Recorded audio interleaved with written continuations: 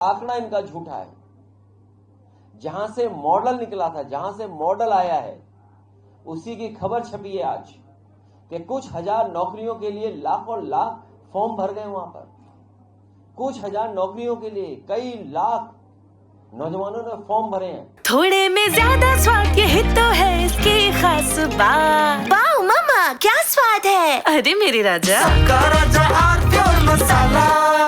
अगर वो model state की स्थिति है तो सोचिए उत्तर प्रदेश की स्थिति क्या होगी, जहां हर एक नेता भारतीय जनता पार्टी का एक दूसरे का सर फोड़ रहा है। के पास कोई फार्मूला हो संतुलन बनाने के लिए तो बता दें, लेकिन उसी आंकड़े में बड़ी डरावनी खबर भी आई है। हालांकि मैं बोल नहीं सकता हूं, उसमें डरावनी भी खबर आई है कि हमारी नई आबादी किस तरीके से क्या क्या उसके सामने संकट होगा। तो अगर इतनी बड़े पैमाने पर आबादी आ गई है तो आखिरकार हम पर रिसोर्सेज क्या है? हमने पढ़ाया लिखाया क्यों नहीं अपने समाज में? हमने जागरूक क्यों नहीं किया? मुझे खुशी है इस बात की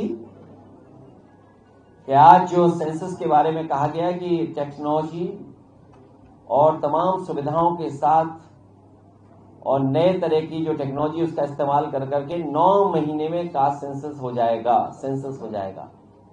मुझे याद है हम लोग हमेशा ये कहते थे कि समाजवादी सरकार बनेगी तो 3 महीने के अंदर हम लोग जनगणना करा करके दिखा देंगे।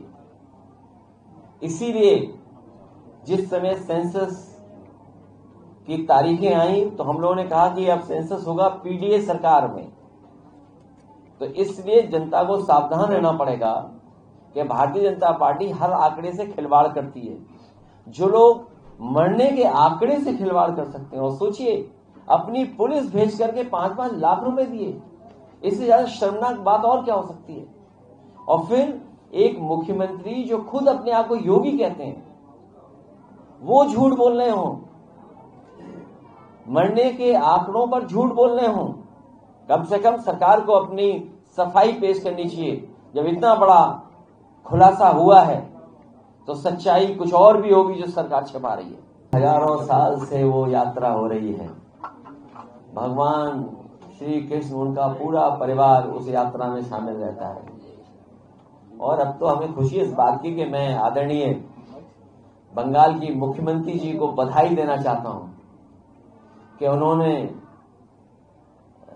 एक और जिस तरह का मंदिर है उस तरह का मंदिर का निर्माण करा करके आम जनता को सुविधा देने का काम किया है।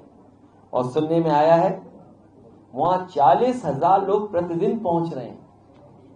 सोचिए कितनी बड़ी उपलब्धि है।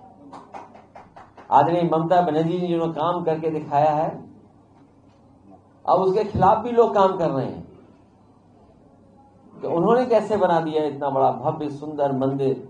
और आज के समय पर हम उनको बधाई देना चाहते हैं। थोड़े में ज्यादा स्वाद, यही तो है इसकी खास बात। वाओ मामा, क्या स्वाद है। अरे मेरे राजा, मसाला।